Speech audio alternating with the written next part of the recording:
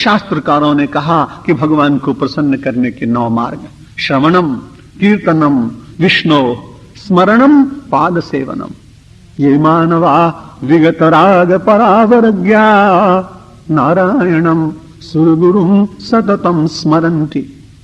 ध्यानेन तेन हत किल्बिष चेतनास्ते मातुः पयोधर रसम न पुनः पिबन्ति।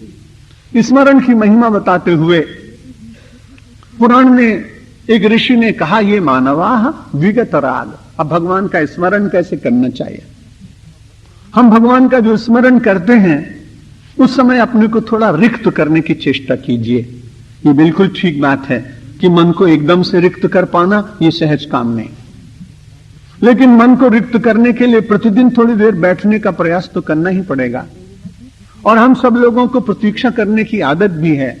लोग कहते हैं कि भगवान का स्मरण करते करते इतनी प्रतीक्षा करते हैं, लेकिन मन तो रिक्त होता नहीं। चिंता मत कीजिए, हम सब लोगों को रोज प्रतीक्षा करने की आदत डाली है दुनिया के लोगों ने।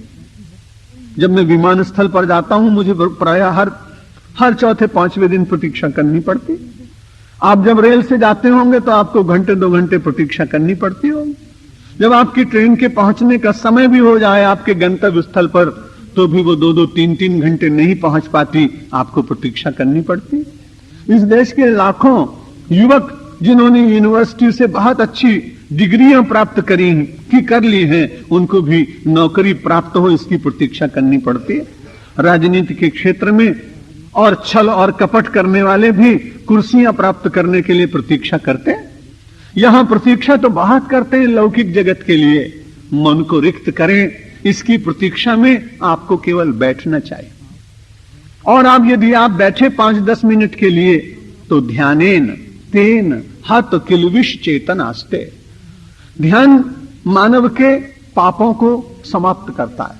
किल्बिष संस्कृत में कहते हैं पाप को। जब परमात्मा का ध्यान किया जाता है तो ध्यान के द्वारा प्रहार होता है। बार बार आप विचार करते हैं, परमात्मा के दिव्य स्वरूप का स्मरण करते हैं, तो ध्यान प्रकारांतर से आपके पाप के ऊपर प्रहार करता है और वो पाप फिर धीरे धीरे निकलता है। ध्यानेन तेन हत किल्बिष। ध्यान के द्वारा उसके पाप मारे जाते हैं। ध्यानेन तेन हत किल्बिष चेतनास्ते। और फिर एक दिव्य चेतना उगती है, एक दिव्य चेतना की सर्जना होती मानव के भीतर।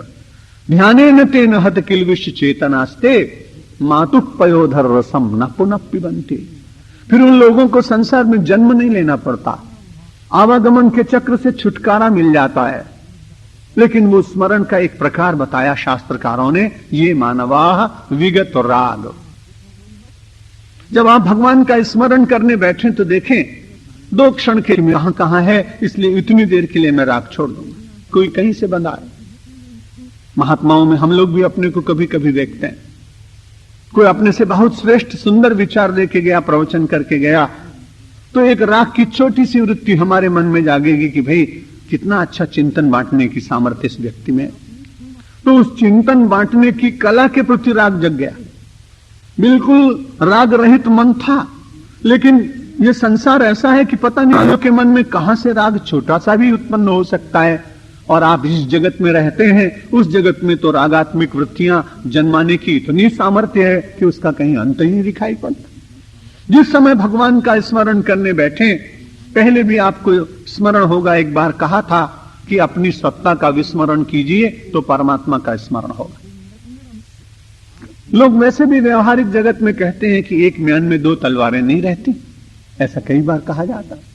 जब आप भगवान का स्मरण करने बैठे तो आप संसार और भगवान इन दोनों को बिठाते हैं तकलीफ। उस समय केवल अपनी सत्ता का विस्मरण कीजिए और परमेश्वर की शाश्वत सत्ता का ध्यान कीजिए, लाभ होगा।